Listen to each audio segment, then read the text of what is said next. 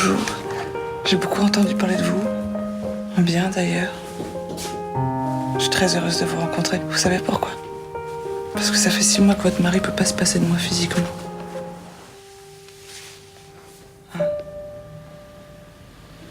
T'as peur que je lui dise ça? Si tu lui dis ça, tu m'obligeras à choisir. Et tu choisirais qui? Peut-être la première question, qui est toujours la question pour mettre en route. Le titre, pourquoi l'ombre des femmes? L'ombre des femmes, D'abord, du micro. pourquoi je voulais appeler ça l'ombre des femmes? Je sais pas, c'était comme la clé du film, quoi. Ça s'entend comme ce que les femmes voudraient cacher, comme ça s'entend comme le fait qu'elles laissent une trace énorme quand elles s'absentent et qu'elles vous quittent. C'est très très très très violent dans la vie, les rares moments, heureusement rares, où on est quitté ou dans les séparations. Donc l'ombre comme le fait de se... Voilà, et je sais pas, tout à l'heure quand j'avais présenté le film, j'avais dit qu'il avait un peu marché mieux que les autres parce que je pensais que ça faisait thérapeutique de couple, tu vois. Enfin, les couples pouvaient sans réanimer les vieilles blessures. Les couples pouvaient, voyant le film, disant oui, oui, c'est vrai, tu sais bien, tu m'as trahi, oh, là, et moi je t'ai trahi et tout. Bon, ben voilà, ça y est, on a passé, on s'est pardonné et tout, n'en parlons plus. Ça recicatrise bien, parce que c'est des choses qui ont besoin d'être cicatrisées pour pas repasser au refoulé. Peut-être qu'on pourrait dire. Ah, c'est bien. Bon, on peut en parler, ou bien je préférerais peut-être qu'une ou deux personnes interviennent pour dire l'événement des impressions et partir de vos impressions, parce qu'il y a pas mal de choses à dire sur le film, en particulier la façon de le regarder me semble importante, étant donné l'art avec lequel tu travailles.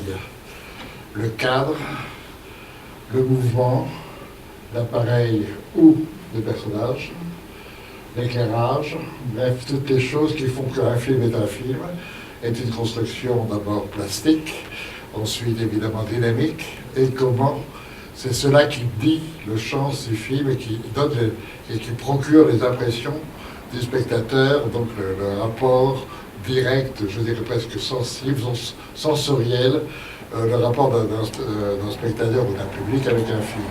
Et de ce point de vue, ça me semble un film tout à fait passionnant. Alors peut-être si vous avez une intervention ou deux interventions d'emblée à faire, on vous écoute, sinon nous réenchaînons tous les deux. Voilà, bon, je sais que je vous pose la question, que vous allez avoir beaucoup de mal à partir. Oui, voilà, très bien. Allez, c'est une question très simple. On peut passer des micros là? Oui. Sinon, je peux parler un peu plus fort. On s'entend, hein, sinon on s'entend même sans Bon, micro. alors allez-y. On m'entend là, non?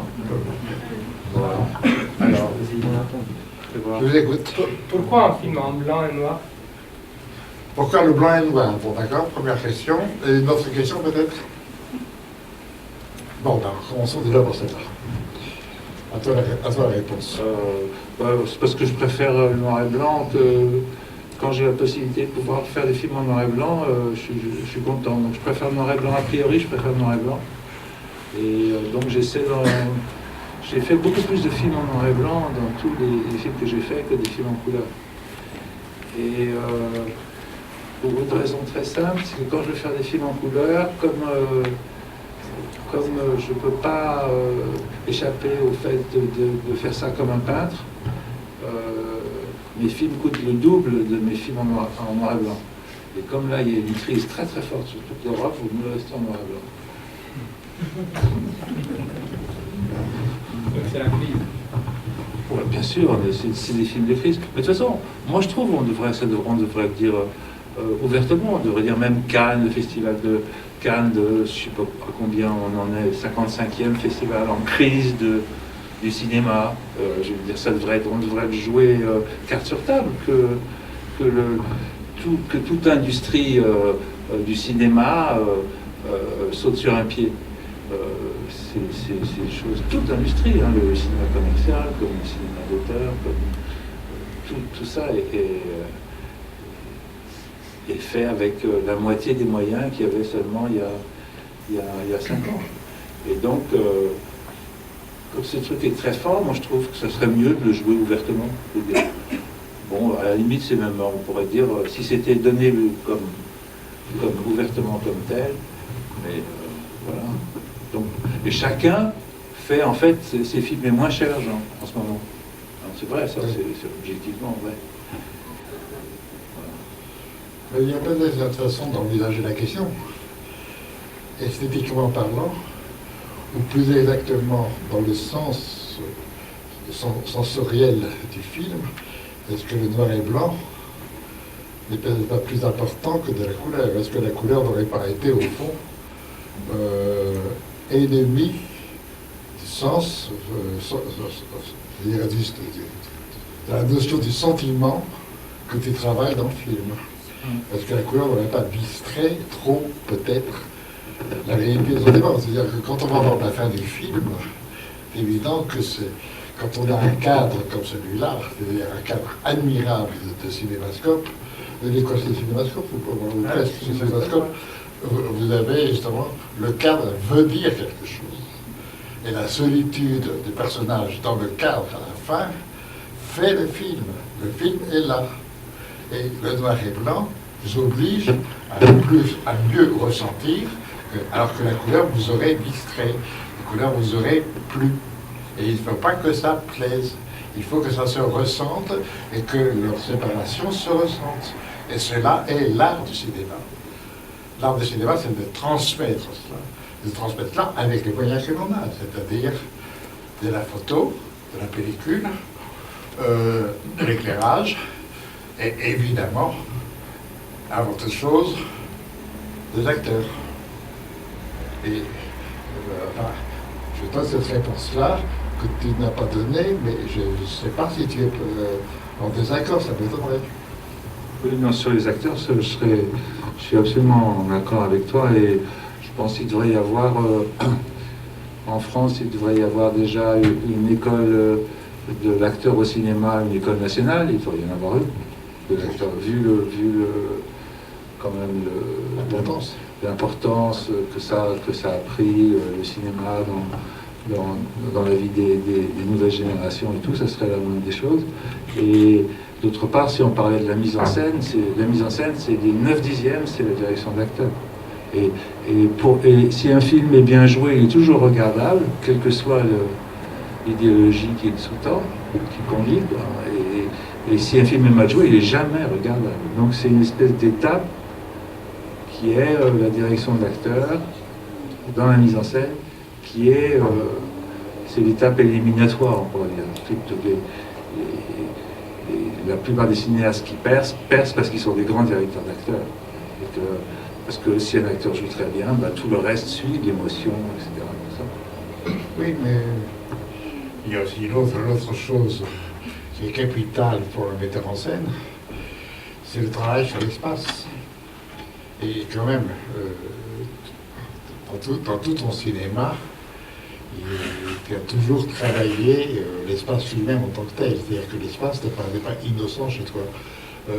Dans ce film-là, c'est d'abord cette sensation d'espace qui fait la relation même qui établit la relation entre les personnages, leur distanciation, leur rapprochement, etc. Tout se joue à partir du cadre et de l'espace qu'offre le cadre. Et en même temps, comme toujours au cinéma, il y a un cadre et aussi la recherche, qu'est-ce qu'il y a en dehors du cadre? Où va-t-on en dehors du cadre? Ce qui donne une dynamique interne dans une construction de film. Moi, ce que j'aime, je viens de revoir les 5 ou 10 dernières minutes, ce que j'ai vu, c'est ça, c'est-à-dire personnage perdu dans l'espace, et à la fin, il se retrouve dans l'espace, à la fois sentimental, personnel, mais l'espace physique. Bon, là, je sais que j'attaque sur la mise en scène et l'art du cinéma, mais je pense que quand on a la possibilité d'avoir quelqu'un comme toi, autant parler des choses essentielles, non? Oui, c'est sûr, parce qu'il n'y a pas... il suffit pas d'être directeur d'acteur. Ça, c'est déjà on pourrait dire, c'est une vision d'humaniste que de dire non, il faudrait aussi que les films soient remarquables sur le plan moral, comme quand vous avez choisi dans votre génération Rossellini pour Europe 51 ou pour Rome, ville ouverte et tout ça, c'était tout d'un coup parce que c'était un cinéma qui était inattaquable, étant du cinéma génial, mais inattaquable sur le plan de l'idéologie le plus humaniste de tous, quoi. Et oui, mais en même temps, le danger de la direction d'acteur, c'est que aussi, on pourrait dire, enfin, mais ça c'est le propre de l'art, que il y a eu des gens qui ont travaillé, Leni Riefenstahl, des gens comme ça, qui étaient des grands directeurs d'acteurs, par exemple, et qui faisaient un cinéma ignoble, je veux dire, alors donc, enfin, qui servait une cause ignoble. Et donc, mais ça, c'est le propre de l'art. C'est pour ça que c'est intéressant, l'art. C'est que c'est quelque chose qui traverse, on pourrait dire, les bons et les méchants. C'est-à-dire, même si vous êtes dans un camp, très précisément, l'art naît dans le camp adverse aussi. Donc c'est intéressant, quand même, je trouve. Et la nouvelle donnée, Jean, c'est que maintenant, le djihad et tout ça, ils sont contre l'art. Ils attaquent l'art, quoi. Et ils n'en font pas eux-mêmes. Ce qui est une nouvelle...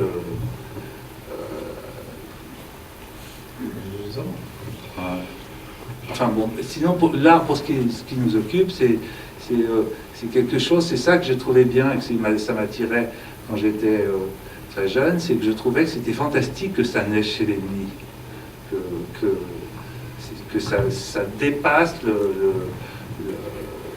comme par exemple, moi qui suis d'extrême gauche, pour ceux comme ça, je trouve que Céline est extrêmement important, par exemple. Ça, je trouve, c'est ça que je trouve vertigineux dans l'art, en fait. C'est le fait de pouvoir... Ça veut dire que c'est comme si c'était le pardon qu'on fait à l'être humain. Qui est le fait que, ah oui, peut-être c'était un fou et un salaud, mais ah oui, mais il avait quand même un cœur. C'est comme si l'art, c'était qu'on demandait pardon, en fait. Et tout le monde, on pourrait dire. Parce que, bon, et donc ce truc-là, je trouve ça très fort, que ça passe par-dessus les opinions, et même dans des opinions irrecevables. Je trouve moi, le fait que ce soit comme ça, je trouve que c'est une dimension qui existe que dans l'art. Et puis, mis à part ça, l'art est quand même, en règle générale, est quand même complètement pacifiste, hein, quel que soit quand l'art gagne, mettons, dans un pays, quand l'art gagne, moi je pense toujours, ah c'est très bien, c'est comme si la guerre perd, parce que si l'art gagne, c'est qu'il y a une espèce de monde, donc moi j'aime vraiment quand il y a des victoires de l'art, tout ça, un Nobel qui tombe sur un artiste, comme ça, moi ça m'exalte complètement, parce que je trouve qu'une victoire de l'art, c'est très très fort dans le mouvement, dans l'humanité, quand ça penche de ce côté-là, c'est comme si l'histoire penche du côté de la paix. C'est la culture qui finalement fait le monde, hein, en définitive. Mais non, si on prend maintenant ton film sur son histoire, enfin sur l'histoire qu'il raconte, bon, l'histoire, en effet, comme tu l'as dit tout à l'heure, du couple, le rapport dans le couple, la difficulté aujourd'hui. Ce qui est très intéressant, parce que de ce point de vue-là, ton film est vraiment d'aujourd'hui. Ton film ne pouvait pas se faire il y a 50 ans, parce que les structures sociales et la pensée sociale ne pouvaient pas permettre cette sorte d'idée qu'on est réellement indépendant, on est libre de ses sentiments, on est libre avec l'autre, etc. Et en fin de compte, est-on réellement libre? Parce que je trouve déjà tout à fait remarquable dans ton film, c'est que ton personnage masculin, il a complètement accepté le féminisme. Les femmes sont l'égales de l'homme. Sauf que, quand même, 1000 ans, 2000 ans, 10 000 ans d'histoire font que l'homme se croit ou est persuadé qu'il est un peu supérieur à la femme. Lui peut tromper la femme, alors que la femme n'a pas le droit de le tromper. Et donc il y a des espaces, et entre autres des espaces sensoriels, des espaces mentaux, qui sont là. Et moi, ce que j'aime beaucoup dans ton film, c'est de ça dont on parle, c'est-à-dire visuellement, sensoriellement, dans ta mise en scène, tu montres en effet le problème, dans quel espace je suis, dans quel espace nous nous sommes mis, et à la fin, justement, c'est tout son ton film, à la fin, ils se retrouvent en définitive dans une possibilité de retrouver leur espace à tous les deux, d'être de nouveau ensemble. Et c'est de ça cette espèce de rapport qui est en fait lié évidemment dans le vécu, on le vit forcément dans un appartement, dans la rue, etc. Mais intérieurement, quels sont les espaces qui occupent nos têtes, nos réactions, etc. Et les espaces sont des espaces historiques, dans le sens où, aujourd'hui, on ne réagit pas de... Bon, je télévise évidemment un peu beaucoup, mais je te dis, tu as fait le film si Racine vivait aujourd'hui, il aurait fait ce film. C'est-à-dire sur, en effet, le jeu des sentiments, et lui en faisait une tragédie, mais le rapport véritablement des sentiments selon une structure sociale, selon un espace où gestion des personnages et leur jeu, leur rapport, etc. Bon, alors, tu peux très bien dire, bon, tout ça c'est des bavardages, etc. À toi de te défendre.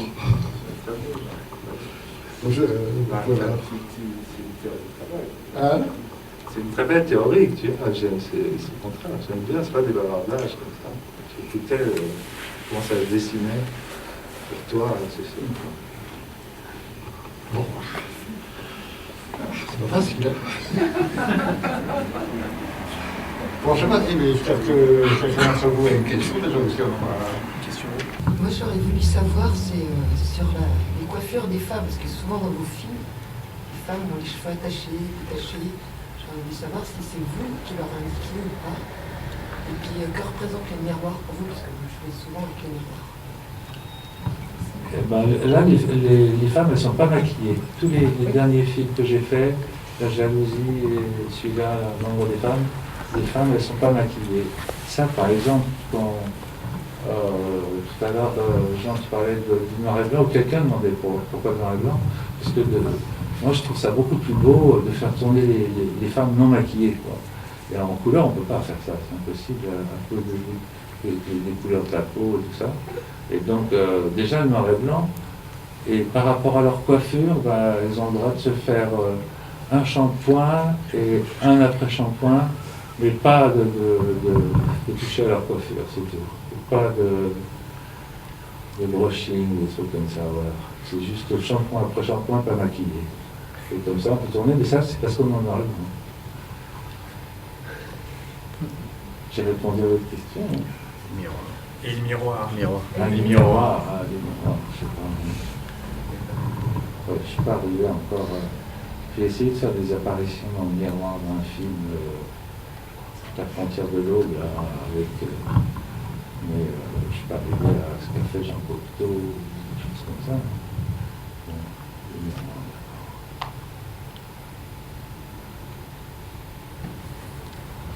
Alors, peut-être une dernière question que je vous pose, et à toi aussi d'ailleurs, sur c'est un film en fait très sensible.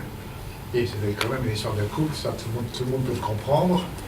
Et je pense que dans cette salle, vous avez tous quand même des rapports de couple, un jour ou l'autre, enfin de toute façon c'est obligatoire. Donc, vos sensations par rapport individuelle par rapport au film. C'est un film qui, à mon avis, touche quand même, enfin, doit vous toucher, quoi. Bon. Alors là, silence. Moi, ce que je remarque dans le couple, c'est l'absence d'enfants. Dans ce film, oui. Voire il n'y a pas de famille non plus. Et c'est onirique. Ça.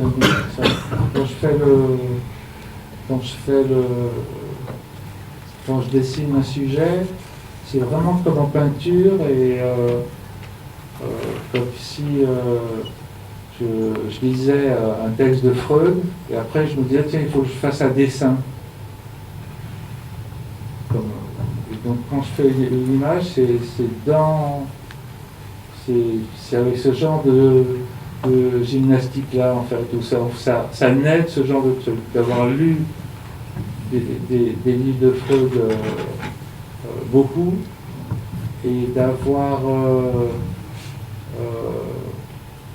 c'est pour ça les gens me demandaient de nos jours qu'est-ce qui reste le plus fort, quand même Bergman pour moi. Je trouve ça, alors ça je ne suis pas du tout un disciple de Bergman, mais quand même je trouve ça c'est fou le condensé qu'il y a d'onirisme et en même temps que ça soit à ce point les actualités, c'est comme ces plans de la honte, toutes ces trucs-là contre la guerre ou contre les choses qui fait, toutes les images mentales qui fait de gens sur des barques qui dérivent comme ça dans des cauchemars et tout. Ce truc-là, c'est à la fois complètement onirique et du rêve, et en même temps, comme s'il parlait de l'actualité des guerres, etc. Et tout. C'est fantastique, ça, par exemple, pour moi. Et, donc, sans être Bergman, ce que moi, par rapport à ce que j'ai fait dans ma vie, c'est-à-dire lire des livres, mais quand même pas un des principaux auteurs, Freud, et que j'ai rallié ça au fait de construire un scénario, alors donc ça, ou construire une histoire, ou ça, et l'histoire du rêve aussi, de balancer beaucoup plus de rêves, parce que même dans ces films-là, par exemple, il y a des moments où tout d'un coup, c'est noté d'un rêve, le comportement, les dialogues et tout, pendant quelques secondes ou minutes, des fois, et je le raccorde dans le réel imaginaire, et je note pas de différence de style. Sauf que je pense que si quand je suis en train de mettre en scène, au lieu d'être par rapport à mon autobiographie, par rapport à ce que j'ai vécu, tout d'un coup, quand je dis que quelqu'un était là et l'autre était là, et si je dis non, j'étais en train de rêver, alors quelqu'un s'asseyait là, et l'autre mourait, avait une attaque. Et si je passe au rêve, et après, crac, pof, je continue, hop, il y avait en alerte, on a fait venir les pompiers et tout ça, et je reprends le récit imaginaire. Au moment où je passe sur le rêve, je pense, quand je le tourne après, tu vois, Jean par exemple, je pense qu'il se produit quelque chose, comme s'il y avait de la lumière. Parce que tout d'un coup, c'est relatif à mon inconscient, c'est plus relatif à mon conscient. C'est relatif à mon inconscience que je filme, c'est-à-dire je reproduis le rêve. Et comme en plus je ne le note pas dedans comme rêve, ça, c'est comme si je pense que ça c'est une manière justement pour moi d'être onirique par définition. Là, on peut prendre tout à fait à la fin. Bon, nous avons notre personnage masculin qui est perdu au milieu, enfin derrière, il y a un mur derrière, etc. Et c'est le moment où il ressent sa solitude, enfin et à ce moment-là, tu utilises un truc, d'un seul côté, tu as une baisse de lumière, on passe au sombre et on revient à la lumière. C'est fausse carte en fait. Ouais, voilà. Et là, tu transmets la sensation qu'il ressent profondément. Et le manque est profond. Et là, c'est fait, en effet, par la technique, enfin c'est la technique, là, c'est l'écriture qui dit les choses, et qui fait ressentir les choses. Mais par ailleurs, par rapport à ce que disait mais monsieur... là, c'était le hasard. Le soleil qui est monté. Ça sert C'est le soleil qui est descendu par la fenêtre, puis il est revenu. Et tu l'as gardé, c'est tout. Oui, mais je pensais qu'il fallait pas alors que d'autres cinéastes ont refait la prise. Quoi, on a perdu quoi là, tu connais assez le métier. Mais par ailleurs, ce que je disais, messieurs, il ne faut pas oublier que beaucoup de films de Philippe, il y a la place des enfants est extrêmement importante. Et justement, peut-être que dans ce film, le problème de ces personnages, c'est que l'espace enfant n'existe pas. Et donc le rapport ne peut pas être réglé par la présence ou non-présence des enfants. C'est vrai que tu as quand même beaucoup de films avec enfants, toi. Oui, quand même, hein. beaucoup, ouais. Beaucoup. J'en ai fait beaucoup. Et donc Le précédent, il y avait un enfant. dans le manque d'enfants dans ce film-là n'est pas non plus innocent, même si tu t'avais pas rendu compte toi-même. Oui, à tel point que je pensais que s'il n'y avait pas d'enfant, ça serait un peu aride. Ah oui. C'est une idée. Voilà, et que leur difficulté vient aussi de ça. Ouais, c'est ça qui fait que c'est aride. C'est riche, vous avez un film. Il faut savoir le regarder, quoi. Il faut savoir, non pas les regarder, il faut savoir les recevoir. Je vous donne un conseil en tant que spectateur, recevez bien les films, vous y prendrez réellement du plaisir. Ou pas. Tout dépend. Bon, je ne sais pas si on va peut-être... À moins que vous ayez une question, on est là pour ça. Hein. Moi j'ai une question. Alors, allez-y. Si je peux me permettre, est-ce que, en fait, dans le film, on ne peut pas le dater. Quelqu'un en a fait référence tout à l'heure.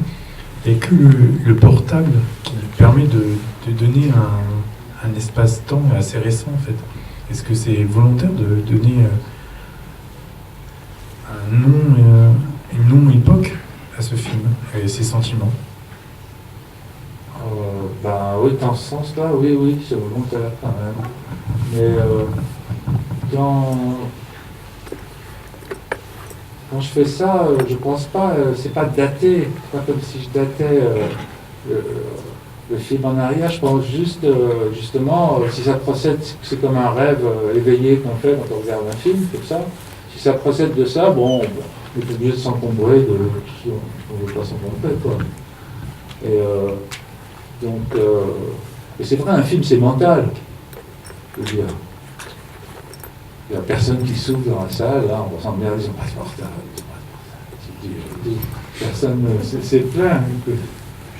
Donc je pense qu'un film, en vrai, c'est vraiment mental. C'est mental. Parce que moi, j'ai pas de portable. Bon, je suis un primitif, mais...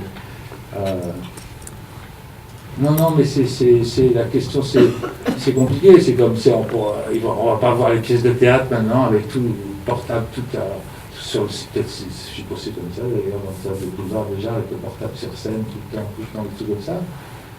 C'est fou. Enfin, si sur la question, un film c'est mental. Donc si on dit il faut que ce soit du cinéma, avec ça il y a toujours un filtre par rapport à la réalité. C'est un équivalent de la réalité. Et bon, voilà. Mais de toute façon,